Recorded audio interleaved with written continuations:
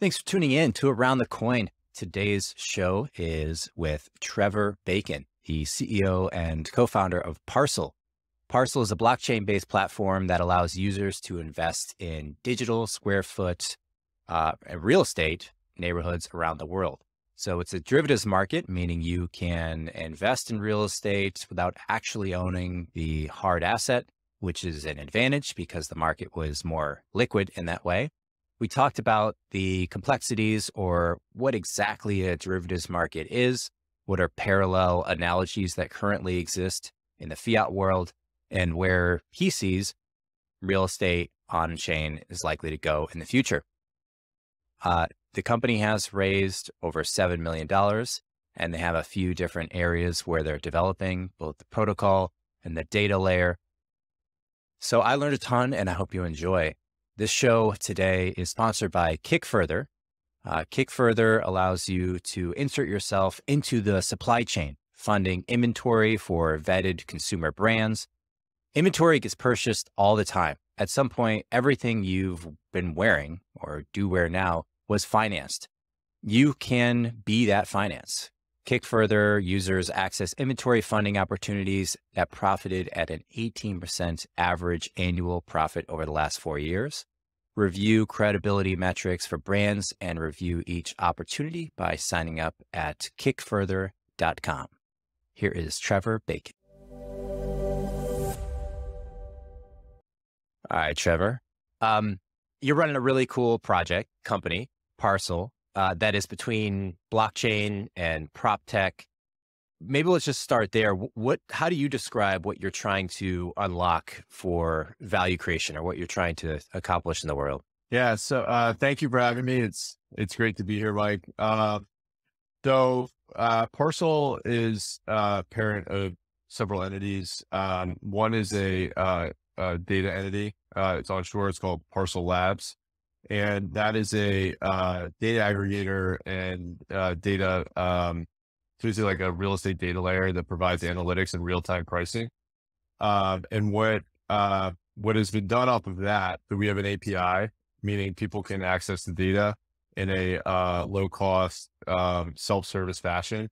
And what has been done off of that is there's a protocol that Parcl parent develops for. That's called the Parcl protocol. And that protocol ingests these data points. And what that they ingest is a price per square foot for cities and neighborhoods. And the protocol allows anyone to get long or short these neighborhoods. And the idea of Parcl as a whole is to deliver real estate to everyone through data and blockchain. Obviously, two different value propositions. One is providing data to everyone in real estate. And we do believe that the market is really large for residential real estate analytics. And on the other side, it's allowing people to get exposure, price exposure to cities that you otherwise wouldn't be able to for as little as $1. You can get long or short New York, Miami, LA, SF, anywhere in the world over time. Right now we have 6 markets that are live.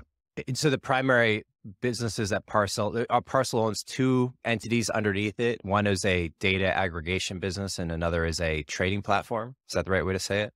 Yeah, they're separate entities. Parcl, like Inc., is a development company for the protocol. So if we want to just describe it as the protocol, that is a decentralized exchange to get exposure long or short to real estate.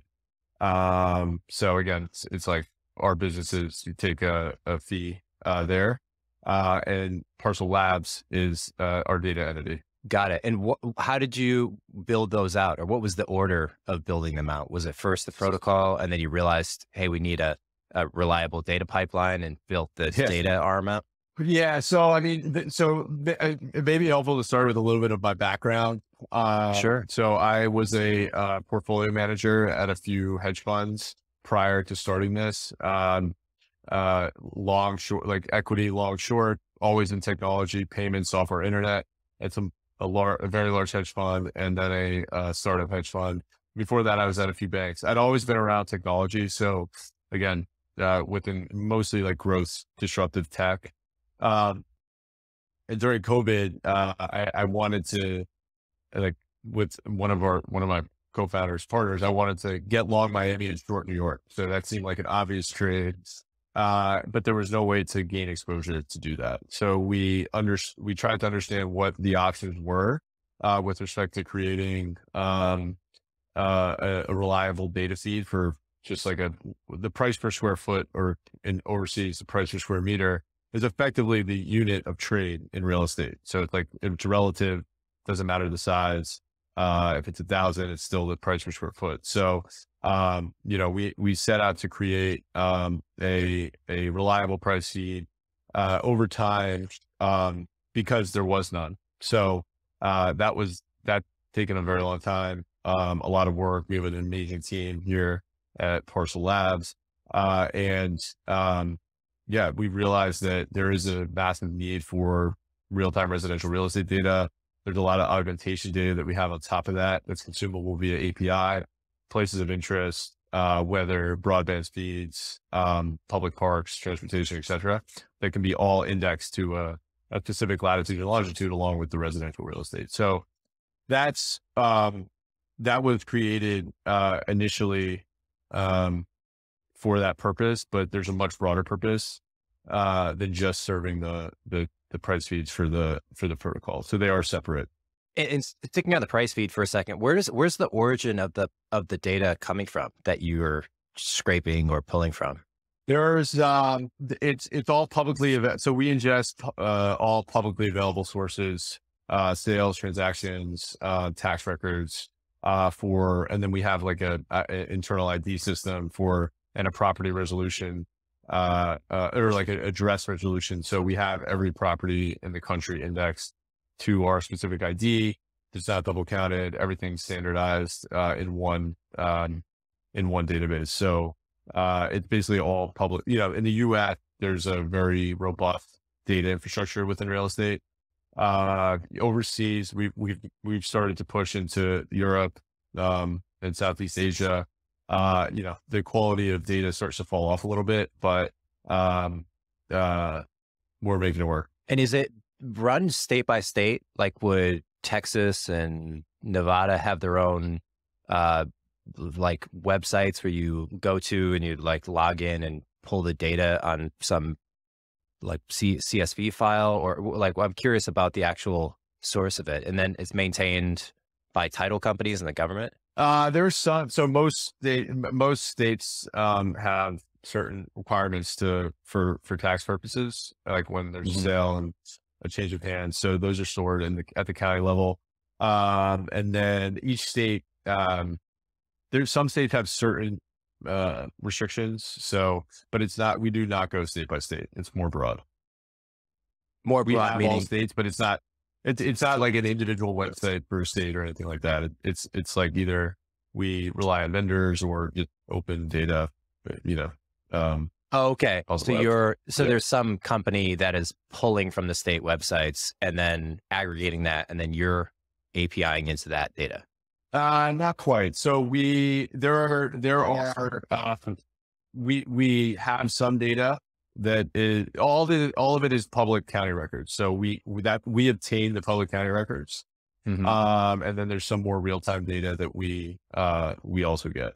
So that's the gist. It's like a amalgamation of different sources. Yeah, there's a lot of different sources. Exactly. It's not one. There's a lot. But I mean, the bottom line is basically, we do believe we have the most comprehensive data set in residential real estate. And that can be, is the reason you think you have the most comprehensive data set because of the sources, or I'm trying to just wrap my head around why that statement would be true. Because there's other companies in real estate that presumably would be building at least a similar database, and that it would have to be the source of the data. Yeah. I think the way that we ingest is highly scalable. We're using the most efficient technology. And yeah, we had to create this. So, if it did exist, we would be using that. Yeah. That's actually, we have a team of folks from Microsoft, Meta, Data Robot, Capital One. We have a real all-star squad here. And we analyzed pretty much every option. And the conclusion was build it yourself. So that's where we stand on that. Interesting. It feels like that would be a product in and of itself. I mean, because I would imagine Zillow or, one of these other large like real estate companies would have a database, or maybe they just don't make it accessible. But it seems like just the access piece would you can't, a big idea. Yeah, you can't, it's not accessible. There's like API call limits. There's a bunch of like reasons why you wouldn't be able to access it. And so the data is obviously a big part of being able to make intelligent investment decisions. The other is the actual capability to do so. So when someone is long, in your case, your example, long Miami, short New York, that means that there's an ownership of, say, by analogy, a stock. If I'm owning a stock and I'm shorting a stock, I have an agreement to sell a stock in the future if I'm shorting it. And if I'm owning it, I simply just own it. In the case of real estate, is the mechanism for ownership transfer via a intermediary company? It's like an LLC would be on the title as an owner of a piece of property, and then the ownership of that LLC is then divided up and traded in the secondary market. And tell me if that's wrong. I'm curious how ownership works. That is, so there are models like that. We're not doing that. We're effectively a derivative. So we don't own any of the properties. We don't have LLCs that slice and dice the equity.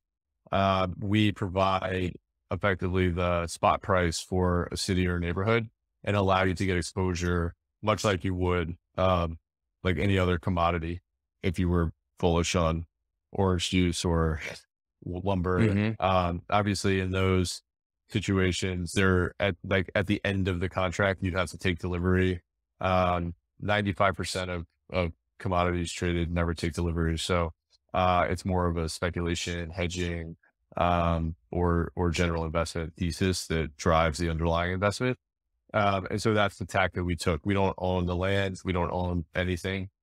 We provide Parcl, the protocol provides the software rails, in which you can, basically take positions on or against, real estate price movements. Got it. So it would be similar to maybe a betting mechanism where a derivatives market is not in any way tied to the actual asset itself, but it's allowing people to make bets between each other, and it's orchestrating the I use the word bet, but maybe that's not the best word, but an agreement that one will go up and an agreement that if the price goes down, then the other person wins. Exactly. That's very well said. I mean, betting, you bet, is probably a strong word, but it's basically like, it's an investment, right? You put the money behind something and, expect it to go your way based on your thesis that, that is your investment. And the thought is, you're doing the underlying, maybe it's just a quick trade, or maybe it is a long-term play where you're actually bullish or bearish on, underlying fundamental trends within any city that you're trading. Right. So the difference there was kind of interesting. It's like, if I think Miami is going to grow in prosperity and thus the real estate market will increase in price, I could go and buy property there, and that would be a direct ownership stake. Yes. But I could also bet somebody else. Like I use the word bet just kind of, cause it's simple. I could bet my friend Joe and say, hey, I'll bet you $20 that the average square foot of Miami is going to rise, over the next year. And he's like, oh, I'll take that bet. So, but because it's betting, because it's a secondary or derivative market, you're not actually, like, Miami could go up in price, but I could still lose if I'm long Miami because of the structure of the deal, right? Like when if you bet on a sports team, if I take the New York Jets over the Giants, there's never a flat, I mean, rarely, but like there's a spread, right? It's like, well, I agree Miami is going to go up, but like, by how much is the question. So is that the mechanism that people are using to make these investments or bets or derivatives? You're actually intuitively pretty close. So we have so we had a version 1 that's much more like the version you mentioned earlier, where you have like, basically you would create, or Parcl, the protocol would create synthetic square feet, which would require them to be capital, like, what's the word? Collateralized. So basically, if you have a square foot of Miami for $500, in order to make that an asset, you'd have to deposit $500 into the Miami smart contract, right? Then all of a sudden you have a synthetic square foot of Miami. You would put that into a pool, like a trading pool, like a Uniswap style pool, and then you can trade. And it'd be like, if everyone wants to get long Miami, the price would go up, right? Now, the issue with that model is it doesn't hold to the underlying peg, meaning if, the price per square foot that, the market says is really like 100 or 110, and everyone's bidding it up at 160, it untethers from reality. That actually also happens in that is a function also of, there are certain, real estate housing platforms that have started to emerge that have, LLCs that slice and dice shares of equity, and then you could trade them on the secondary market. You have the same problem there, which is if you and I bought a share at $1, let's say we sliced it for $1, $100 at $1, sliced it up, we go and trade it here, and someone bids it up like to $6 or $6 a share, and then the equity is worth 600 in the secondary market, right? But the LLC decides to sell it at 200, then all of a sudden like $40 of equity gets evaporated, right? Because it's untethered to the actual underlying. So what we've done is we've created much more of a, or the protocol refers to it as a perpetual prediction market. So that price that we feed it, or the protocol takes from, Parcl Labs through an API, is the price that a user would, enter in at. Okay.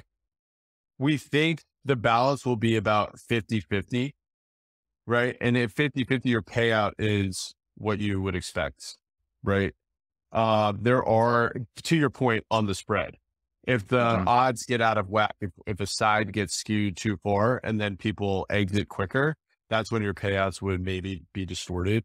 And there's also, funding rates that the protocol has instituted, which basically means, if the market is super long or short, you're incentivized to take the other side.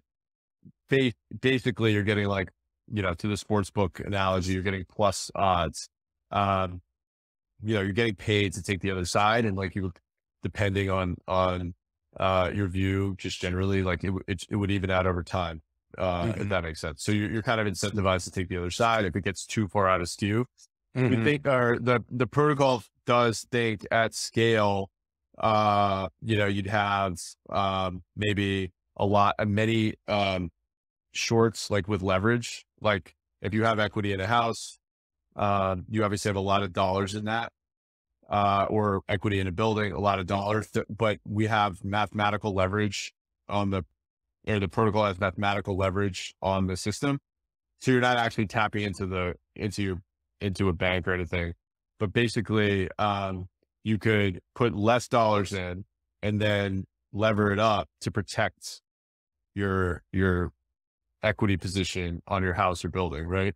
So that creates a decent short base. And then folks who want to get long would probably get long with more dollars, almost simulating like a house or a building. So we do see kind of a natural balance of longs and shorts. And then if there's a natural balance of long and shorts, you get paid exactly what the price feed says you get paid. Does that make sense? Versus the odds that you mentioned earlier.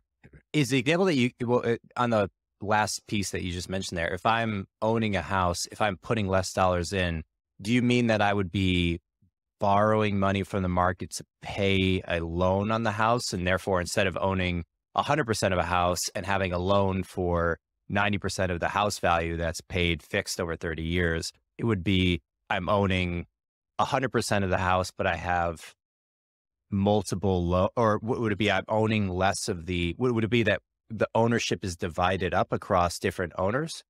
No, right? No, I mean, I would say like you would on the protocol, if you're trying to simulate like home ownership, you would put in your down payment and lever 4 to 5x. Gotcha. That's basically that's what a house is. So you could potentially have like at least from a return perspective, what a house would look like in Brooklyn if you lever 5x, or you have a portfolio. You don't want to throw down in Miami whatever it costs to own.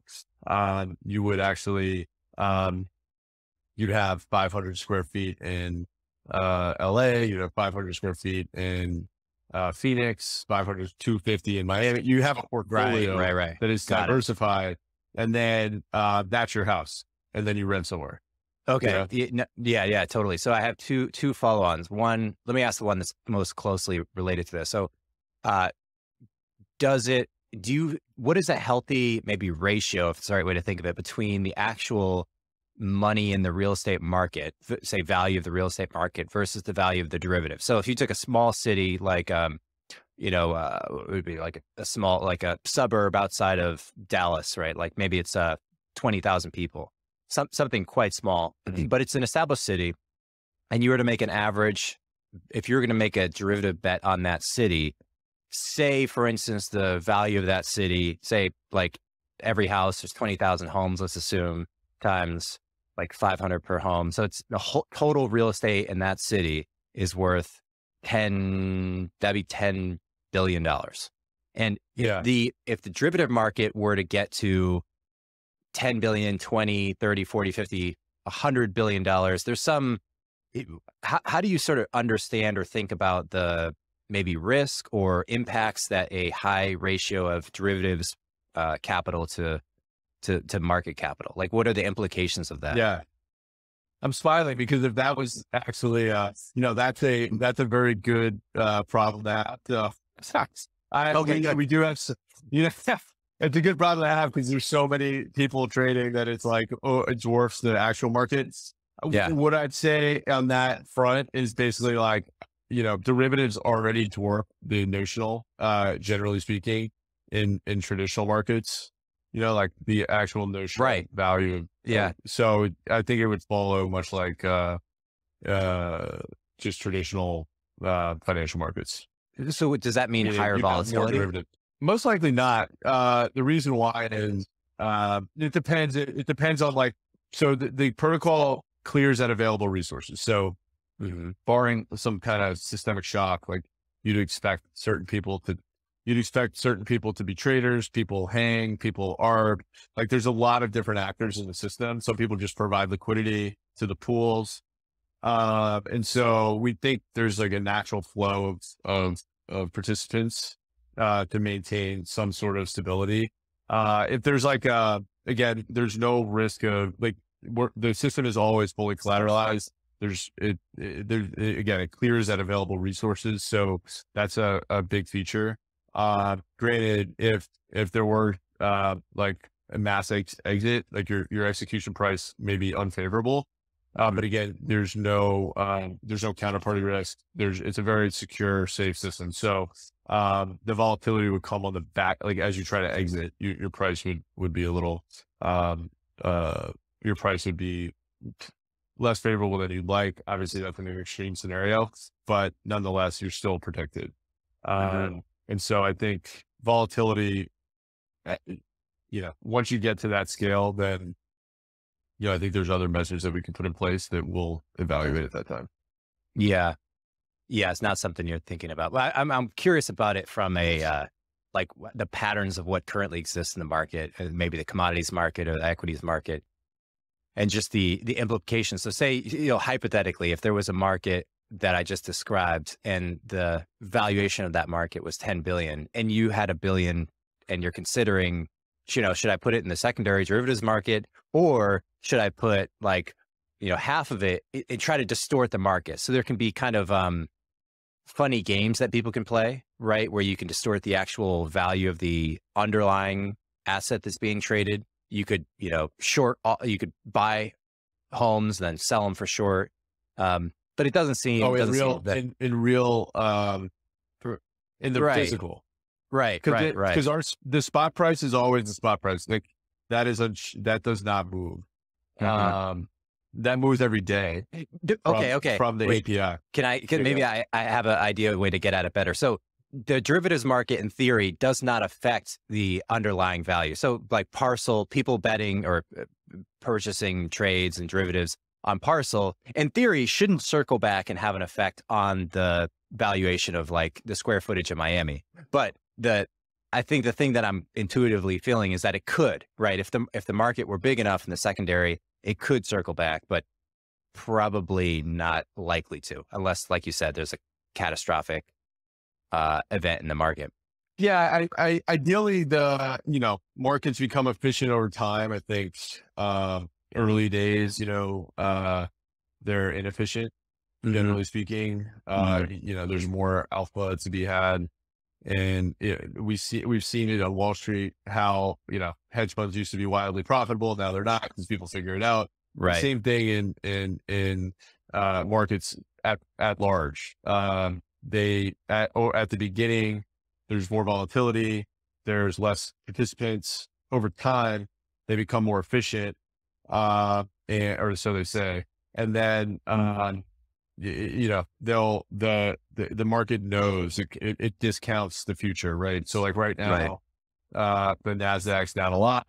It was up a lot yesterday, but it's down a lot generally. And this year, it's probably discounting some form of a pullback in economic conditions 6 months ahead of time. Similarly in this case, if the market's efficient, and people think Miami is going down, the skew on the protocol will probably be heavily short, and they would recognize gains as it goes down. If they're wrong and they get squeezed, they're going to obviously, or if they're short and it goes up, they'll get short squeezed and have to cover or close their positions. But that's how I would imagine that plays out. Okay, got it. So if somebody owns a property, so they own a 750, say $1 million for round numbers, $1 million property, and it's a high percentage of their net worth. Does it make sense? Do you think we're going to move to a world where using the protocols in the secondary markets, the derivatives markets and real estate, it'll just be commonplace, or the smart move to diversify their ownership across the same city, or I guess multiple cities, right? So they're thinking about, let me decrease the volatility of my own city by maybe taking 2/3 of the value of my property and then purchasing it in 10 or 20 other cities across the country or the world. And then that way it's almost acting like a buffer, an insurance market where we're all kind of riding this. It dampens the effect of maybe your local area, your city. And do you think people should be doing that now? Like in terms of, look, do you like right now in the market? Yeah. Like if you were to go buy a house tomorrow, would you do it? I would, so I'll answer these piece by piece. So sure. Yes, I think generally speaking, having a hedging mechanism against your equity to protect yourself, is a sound. I believe it's sound. Obviously it depends on, what this is not financial advice, of course, but like depends on your cash position. It also depends on your equity position in the house. If it went up a lot, then you want to lock in some gains. Of course, if you wanted to do that, if you wanted to let it ride, then, that's also, up to you, but not currently. We don't have a mechanism to do that.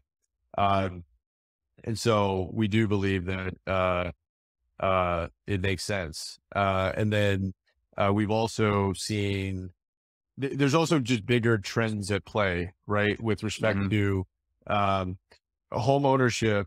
It's funny because it's like, there's no free lunch. So basically low interest rates drove housing prices extremely high. In 2021, real estate was the best performing investment on a volatility adjusted basis. So meaning, you always want good returns with low risk or low volatility, and real estate was the number one in 2021. And so, it it became unaffordable for a lot of people to actually participate in real estate. The starter homes, probably 50% higher to 100% higher.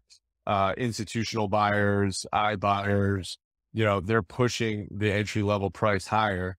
Meanwhile, it's not like wages went up in that effect. So, we do. And on top of that is more of like a secular trend of younger people wanting mobility, wanting flexibility, work from home, work from anywhere, be a digital nomad. And so, home ownership had become kind of less appealing or less attractive. And then now you waited for, home prices to come down, but interest rates are a lot higher. So it's like your actual effective mortgage cost is probably the same or higher. It's not like you could take advantage of buying a dip because interest rates are a lot higher. Your actual payment is a lot higher and the economy is slowing down. So, this is a way in which you could still get that exposure. Real estate is amongst or the best investment in history, without having to really give out all your capital, which again, most people who buy a house, at least initially, it's like the vast majority of their savings. So you don't have much flexibility once you do that. Like you buy your house and then you gotta stay tight for a while. This allows, the protocol allows for people to get exposure in either direction without, at their leisure. They don't have to make like the biggest life decision ever if they just want to get exposure to Miami, or they have an idea or like an investment thesis. Right. Okay. So then the mechanism for diversifying out of ownership of your home. So if you bought the home, if you got say a standard example of a 30-year fixed mortgage, you're borrowing 90% or 80% of the money to buy the home to pay the seller from a bank. So you owe the bank 2.5 to now 5, 6, 7, whatever the interest rate is. If you were to pay back the bank, because you're now in debt to the bank, the money to do, and then you wanted to diversify into other cities, other real estate investments, say on Parcel's protocol, how does the mechanism for that work? Like where would I get the money to pay an extra 30%, 40%, 50% back to the bank? Would that come from?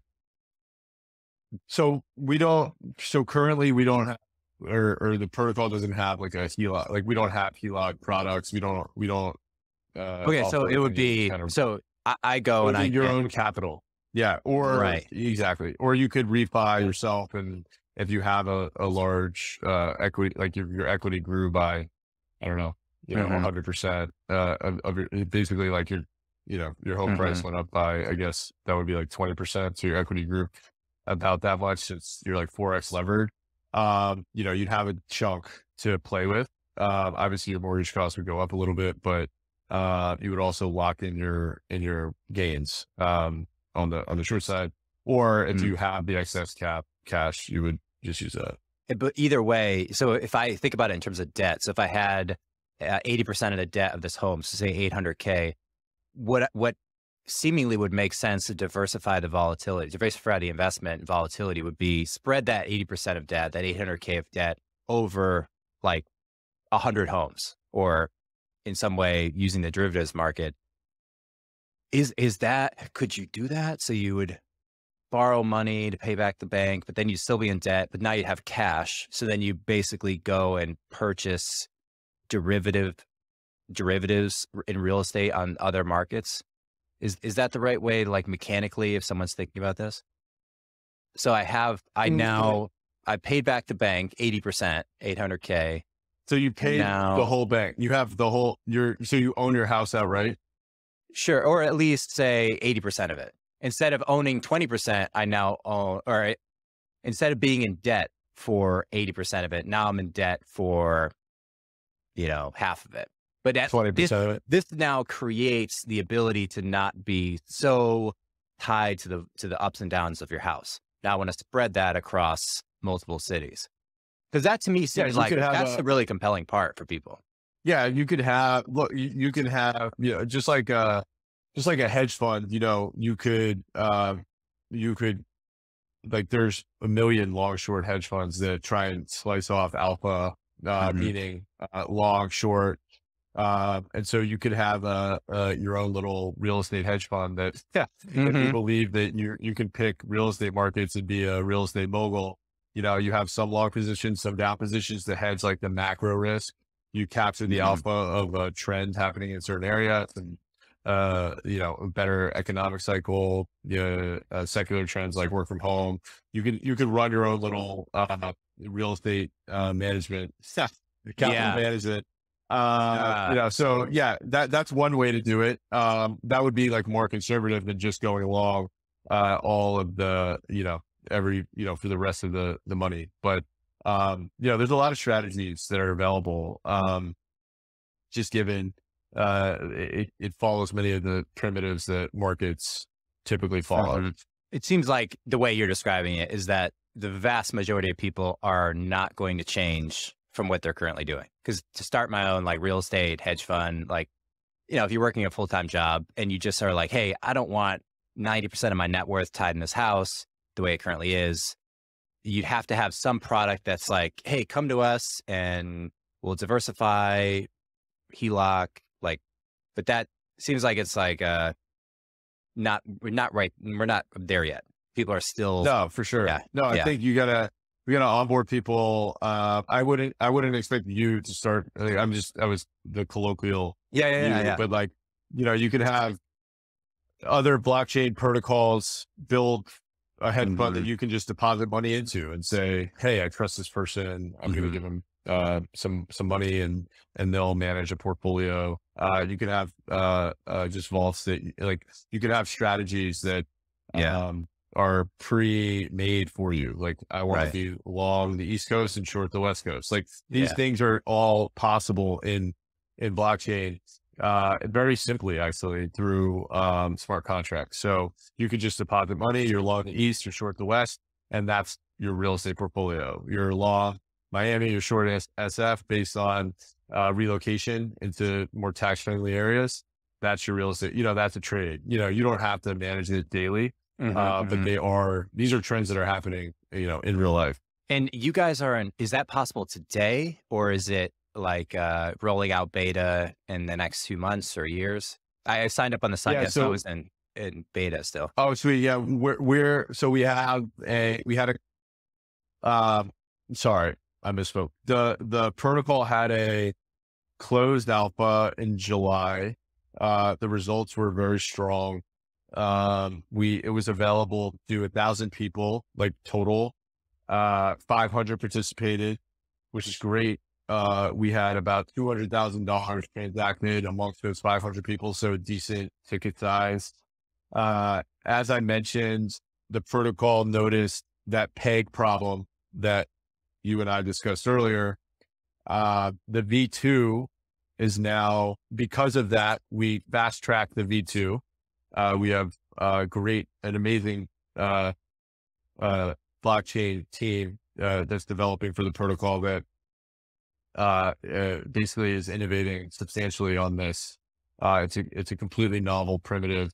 And so we fast tracked it, and then that will be available early next month in the same version as the version 1 alpha, which was closed.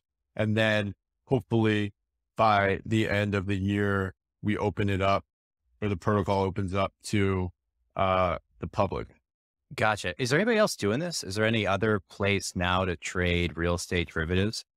I guess maybe. No, no. There's not. Anyone else doing any kind of like direct ownership blockchain stuff? Like, can I go online, purchase, like 2% of a property? That does exist now in the US? Yeah. I don't know in the US. So the US is, yeah. So I don't know about the US. I think, there are some venues that allow it. It's kind of it's like that same thing that I mentioned earlier. It's like you're untethered from reality if you can just have a secondary market with no spot market to arbit back to peg, right? Like if ideally there would be something where you can buy it and short it to keep the prices, at parity.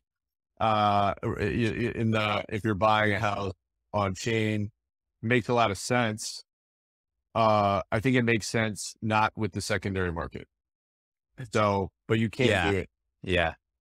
And that would be an example of, like if I go, say there's, this may exist. I don't know. I don't think so. I think we're still too early, but say there's 100 properties in Miami that have ownership up for sale on a private market. So say 90% or even 100% of the properties are up for sale, and you could go and trade as small as you want of those properties. That would be the most real-time price that there is. Like Zillow gives an update, which, seems like one of the best real-time price estimates, but the actual real price could be determined because you have now a real market where people are trading real ownership of that. So it's like when I buy Apple stock, I'm really owning that stock. It may be through a broker, but it's so that's kind of interesting. And that would play into what you guys are doing to create a stable primary market, right? That you could then.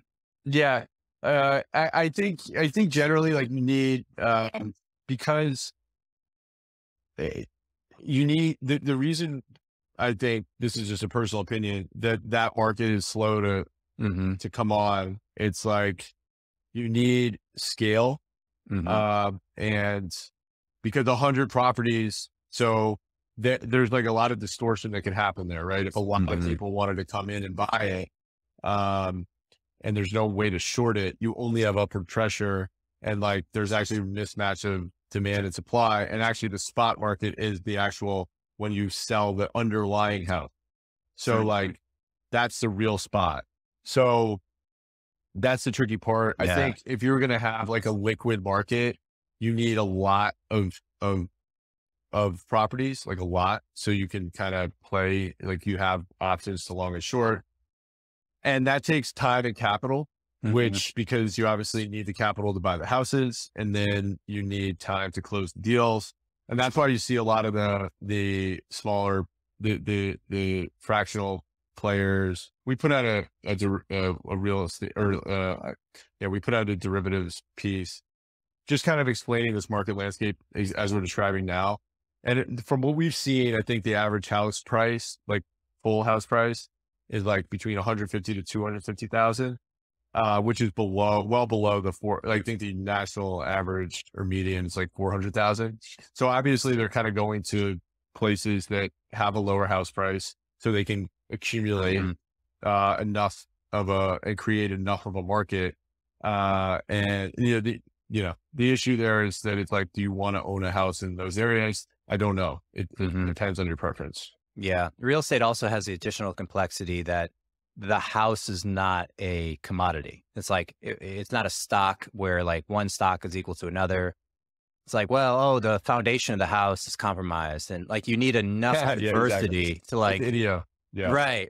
Whereas the secondary market, the derivatives market, wouldn't have that at all, because you're just betting on a number. You're betting on the square foot per dollars per square foot. You're betting on the trend, right? Or just like the at large city, which over time kind of it kind of smooths out these idiosyncrasies across a wide range of transactions. Yeah, it's an interesting way to think about it. Are there other markets that are parallel by analogy that have a large, reliable data source that people would be interested in speculate? I guess sports come to mind. Like that's a reliable quantitative data source that people can speculate on. Yeah, but they're ephemeral. Sports it comes and goes. Yeah, sports would be. Yeah, I think, we're not going after that market right now. But like the actual, or we're not going, or Parcl is not going after sports betting today. The protocol that's developed does function much like a prediction market, but it's a perpetual price. So it doesn't, the price changes every day. It doesn't close every day. Right. Like a sports book, it's a binary. Closes. Once it closes, but you could have, you basically, instead of, you just have a different agreement in the smart contract, which is like, if the Lakers win, winners get all, losers get none. It's binary, and it's all, it's all or nothing. in those outcomes, but it follows the same, it does follow the same properties, which is effectively player versus player. That, to me, colloquially, that's why I feel like bet is not the right word for the, like a real estate or commodities derivative market, because it's like, I think of bet as like, there's a period of time where you either win or you lose. It's like, we're going to make a bet that this is going to happen. Yep. So this would be more similar to like a commodities market. What's the price of corn? What's the price of oil? What's the price of real estate? They don't ever end. It's like tomorrow, there's going to be a different price than was today. There's no event happening. Do you see are there any like blockchain based derivatives markets for other large, non-ephemeral things like corn, oil, electricity? I don't know what else is common now, but none that we've seen are really widespread. There's been some attempts, but I'm sure as the industry matures, there will be more interesting architectures and features. We do believe that, we as the development company believe that the protocol itself is novel. Yeah. In bringing synthetic assets, meaning any asset without a spot price on chain and tradable. That's really where the protocol is creating a novel infrastructure and innovating today. And that really hasn't been done today. And as long as you had a reliable data source, there's nothing different about the front end trading interface, right? Like if you had a reliable pipeline for oil, for instance, which seems easier than real estate because it's not locally dependent, I would imagine that eventually there'll be either one of two pathways. Tell me your response to this. There'll be different marketplaces where I can trade specific commodities. Like I go to the real estate market on Parcl to trade real estate, and then I go to the energy market to trade energy, and then I go to the food market, and then they'll be bridged together. I thinking similar to like Web3 bridges, or there'll just be one market where like I go and I can trade real estate, I can trade energy, I can trade food, I can trade whatever. Do you see an inevitability of heading towards one of those two paths where Parcl just stays laser focused forever on real estate, or do you just build in a new data pipeline and aggregate other commodities? It's a great question. You're actually intuitively correct. Currently, we're solely focused on real estate, or the protocol is. We think that us and meaning our developers, we believe that real estate is the biggest market in the world, and there is no solution like this. So obviously, the opportunity here is the greatest. Other markets are relatively mature. Granted, there's opportunity for decentralized protocols to give access to a broader swath of people to trade different things. So for now, we're strictly focused on real estate. Yeah. In the future, we'll see how it plays out, but directionally you're correct. Like a lot of various things could be built on top of Parcel's architecture. Yeah, because I imagine like one of the reasons why you might have that disposition of like, hey, let's not even think about the others, is the real estate derivatives market is not really accessible, right? Today, I can trade oil, I can trade corn, I can trade, pretty much other commodities. So like how innovative is it really to launch a crypto base? I mean, probably, right? There's probably just a ton of people that would prefer blockchain as opposed to a centralized clearinghouse. But maybe the step function of innovation is lower than it would be to create a whole new market. So makes sense. That's the initial thesis, like I think, there's only we have a phenomenal team across everyone on our team is absolutely amazing. You got to be focused, and really gain those true customers that true fans and build a brand and an identity that's centered around something that you stand for. And we're really focused on bringing access to an asset class that has yet to be democratized in a real way. And then over time, of course, there could be other markets that are of interest. Yeah. Do you have any thought? Do you have any, let me ask you it this way. Do you have a fairly well distilled macro picture of the economic situation that we're in today? Some way of explaining, real estate, just the general market conditions? Obviously you have input factors being the US government printed a tremendous amount of money in the last few years, in response to the pandemic, which undeniably just has to have some inflationary effect.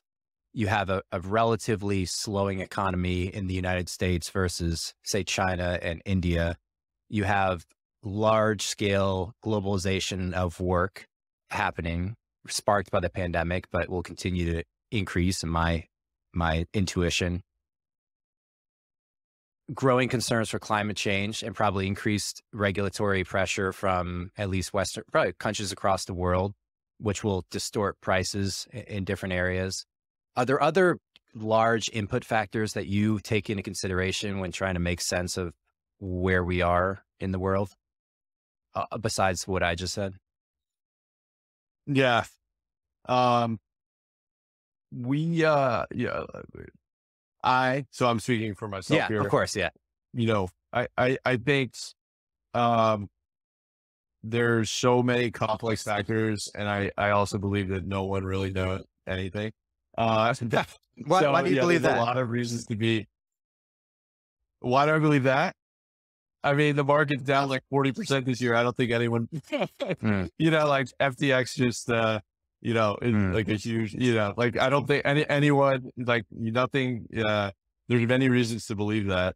Some people know, some very, very smart people know, but I personally don't focus on the macro. I think, there's things that are true. There's high inflation. There's obviously layoffs. Maybe inflation could cool the economy. And maybe that leads to lower rates. But really we just focus on what we can control, which is, we're early in our growth story. We have, as a whole, very large opportunities to change the world, across data, blockchain, Sure. In the biggest markets in the world. And so, I think there is a lot of turbulence, especially this year. A lot of volatility, a lot of head jerking with the macro. And, I think it's been a rocky year for markets, but, maybe, I think next year could be a little better, but, again, I don't admit to knowing the macro situation. Go down a level though. Go down from like high level macroeconomic on the global level and go to maybe like US domestic real estate. Do you see particular patterns that you think, maybe for real estate? Let's say other than, well, you tell me, yeah, what stands out to you as things you're like, oh shit, this is happening and this is a real trend? Oh yeah. So, I mean, there's a few things like for real estate, it's more easy because it's like, you have, you kind of have this situation where you have, the 3%ers versus 7%ers. So like the 3%ers who locked in a 3% mortgage, probably not going to sell if they don't have to, right? If the economic situation turns into really bad, like you'll have like forced sales, obviously people need capital or, and they need to sell their house. Like that's when they would sell. But otherwise they're not incentivized to, because their monthly, on a like for like basis, the monthly mortgage position would be, a lot higher to the 7%, in mortgage rates. So on the flip side, you have 7% mortgage rates, for the newer buyers, which are less attractive, right? So maybe new development is, probably under price pressure to compensate for, the 7%, mortgage rates. So, I mean, that's a factor that we're watching pretty closely. I think, with tighter liquidity conditions, you start to see some of these things that we're seeing in the crypto market, where you have illiquid assets marked against liquid liabilities. And so it depends on how long these land, like for example, in real estate, if developers borrowed on this land with the assumption that they could sell a house at X price, and the bank calls the capital or the repayment of the loan, that's when you could see some big problems, right? That's like, what just happened at large scale at FTX. But that can happen with anything where you're marking illiquid assets versus liquid liabilities. It's basically just a call. Mm. Where we're seeing this in particular, and will shout out Jason, who's a co-founder, who's leading the technology and efforts at Parcl Labs, is Phoenix. So Phoenix, we're seeing a disproportionate amount of iBuyers, meaning the flippers like Open Door and Redfin. They had a disproportionate amount impact on the Phoenix market on the way up. They have about $1 billion worth of homes there right now. Obviously, there is a financial implication of them not being able to flip those homes, and they could potentially single-handedly take the market there. So that's one area where we're seeing some more volatility because of people capitalizing on low rates, levering up, buying a lot of houses, et cetera. So that's one of the areas that we're watching really closely. And we've actually yesterday, Fortune cited us as a primary data source for a piece on this. Interesting. So investment bankers moving into Phoenix have increased the prices in Phoenix. TBD if that's going to be. No, not investment bankers, iBuyers. So like flippers, like professional home flippers. Oh, like okay. Like Zillow. I'm thinking about like Zillow, Mr. Money Mustache guys. Is that the folks you're talking about? no, like businesses, like like Open Door, for example, and Redfin. Like Zillow was doing it and got out of the business pretty prudently, it looks like. Yeah, sure does. Is that a growing percentage of the real estate market, or do you anticipate that to grow over the next couple of decades? Like the percentage of houses that are owned by companies as opposed to people? I would bucket them into kind of two groups. One is this iBuyer market. I would say iBuyers, it currently looks like today as we stand that, we're more of a function of low interest rates, high housing demand, and an assumption that you could flip a house, in a relatively short period of time. So I don't know the exact calculation, but probably within 6 months. That changes a lot when interest rates are a lot higher and you can't flip the house. So the business model kind of got flipped on its head a little bit. And Redfin actually just announced they're stopping that program. So I would expect that kind of, at least in this cycle, dies down. At the same time, large institutions, like very, very large institutions, are buying houses and renting them out. I would expect that trend to continue. I think, the biggest money managers in the world are doing that because renting is a pretty profitable business for them. And you have the asset and it covers the mortgage. So, that's a different type of business model. But that's a trend that we've seen proliferate during the last several years. And that specific trend, which is just institutional buyers, different than iBuyers, sounds the same, but different.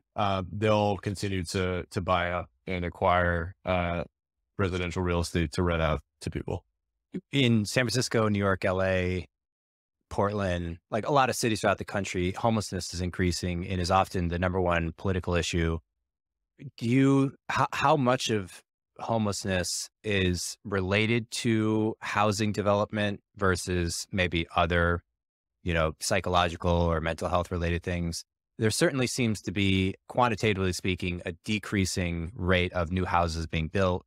NIMBYism, like not in my backyard, tends to be like the major piece of criticism, but how to get past that stalemate seems like TBD.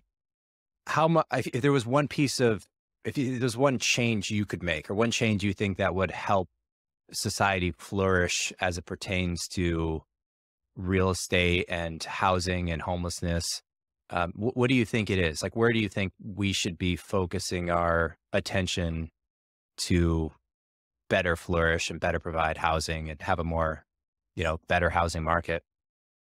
Yeah, I don't know the answer to that, because I think it's a lot like of policy that I'm not so familiar with. And I don't know if it's related to housing stock versus other kind of other dynamics within the homeless population. I see like an insane amount of, this is just my own, I'm not deep into California politics. I know all I know is San Francisco created amongst the most wealth ever, like in history, in the last 20 years. And this situation there, it seems like we could do better. I don't know how, but it's not for lack of money. It seems like, I don't know, but it's like you have the most innovation, the most wealth created right there, like right there. It was only there. Silicon Valley is right there. It does feel like there's an opportunity to improve and grow. I don't know how. So I'll leave. I don't have an opinion there. Yeah. Yeah. It's interesting. I mean, definitely New York too, and other cities. Yeah. But my intuition is that among like a decreased ability to build, there's also like the opioid addiction and people just incapable for different reasons of contributing to society in a productive way, getting paid for their efforts, and then not having money to buy housing, certainly a part of it. I do think there's regulations that are counter effective, like rent control. I've a friend who lives in New York and like have understood kind of the different mechanisms for rent control that happen there and happen in LA, where like, oh, we can't raise rates of rent greater than 2% per year. Well, if you live in a place for 15 years, you may be living in a place that's like dramatically different priced. So it's creating a decrease in the actual effective units on the market. And so that compression of effective units creates like kind of a artificially high price that seems distorted. That's not obvious. It's like, oh, we have all these units, but in reality, you have a fraction of them that are actually on the market. Because you'll never leave the rent control. Right. So I'm generally, that's really interesting. Yeah. Generally, I'm pretty skeptical. I think regulation that sounds like it's going to do good tends to do worse, which may be a part of it. So, but I was just curious.